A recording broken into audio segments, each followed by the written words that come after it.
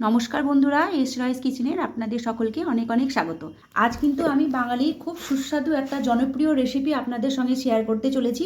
তো পালং পনির পাতা পালঙে নিয়ে খুব ভালো করে জল দিয়ে ধুয়ে নিয়েছি। পাতাটা জল দিয়ে একটু ভাপিয়ে নেব, জল ঝরিয়ে নেব।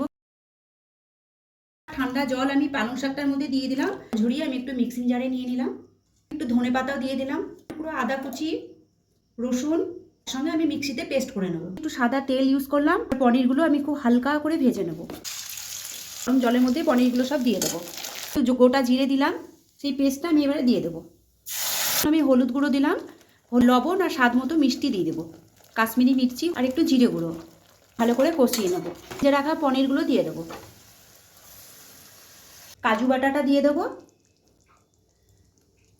এবার দুধের শটটা ওপর থেকে আমি দিয়ে দেবো। ভালো লাগলে শেয়ার করে দেবেন আর আমার চ্যানেলটাকে সাবস্ক্রাইব করে আমাদের পাশে থাকবেন। ধন্যবাদ।